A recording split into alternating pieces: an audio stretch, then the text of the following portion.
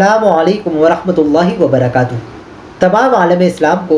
شب معراج النبی صلی اللہ علیہ وسلم بہت بہت مبارک ہو۔ کتنی مبارک رات ہے یہ کہ میرے آقا صلی اللہ علیہ وسلم نے ایک فضیلت بیان کی۔ شعب الایمان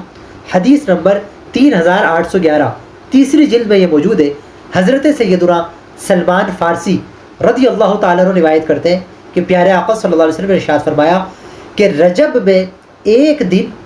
اور ایک رات ایسی ہے جو اس میں رات کو قیام کرے، شب بیداری کرے یعنی عبادت کرے اور دن کا روزہ رکھے، تو میرے آقا نے ارشاد فرمایا وہ رات کا قیام، رات کی عبادت گویا اس نے 100 سال کی عبادت کی، اور فرمایا وہ ایک روزہ جو 27 رجب کو رکھا گویا اس نے 100 سال کے روزے رکھے، یعنی ایک رات کی عبادت 100 سال کی عبادت کے برابر، ایک دن کا روزہ 100 سال کے روزوں کے برابر ہے۔ یہ صدقہ ہے میرے آقا سرکار دو عالم صلی اللہ علیہ وسلم کی معراج کا، کہ میرے آقا صلی اللہ علیہ وسلم معراج میں گئے تو ایسا بلند مقام، مرتبہ، شان، فضیلت اللہ نے اپنے محبوب کو عطا فرمائی جو پوری کائنات میں کسی کو بھی نہیں ملی،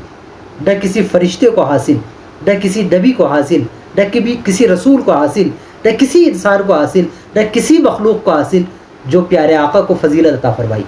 معراج عروج کی انتہا عطا فرمائی۔ تو یہ فضیلت میں سے سمجھے ایک چھینٹ امت کو بھی عطا فرمائی کہ اگر امتی اس رات میں عبادت کرے اور دن میں روزہ رکھے تو 100 سال عبادت کا ثواب اللہ اس کو عطا فرمائے گا۔ تو ضرور اس رات اور اس دن کی قدر کرے اور کوشش کرے کہ رات بھر عبادت میں گزارے، قیام میں گزارے، نوافل پڑھے۔ کثرت سے ہمارے ہاں یہ معمول بھی ہے لوگوں کا کہ لوگ اس میں نوافل کا اہتمام کرتے ہیں، درود پاک کا اہتمام کرتے ہیں، خاص کر صلاۃ التسبیح پڑھتے ہیں، تو اس سب کا اہتمام کریں۔ انشاءاللہ یہ وقت جو عبادت میں گزرے گا یہ دنیا میں ساری زندگی آپ کی برکتیں بھی رہیں گی، قبر میں بھی اس کا اجر ملے گا، حشر میں بھی اجر ملے گا۔ اگر سو کے غفلت میں گزار دیا تو ختم، تو اس لیے غفلت نہیں کرنی۔ اس طرح روزہ بھی رکھنے کی جو استطاعت رکھتا ہے وہ ضرور رکھے، اس دن کا روزہ بھی۔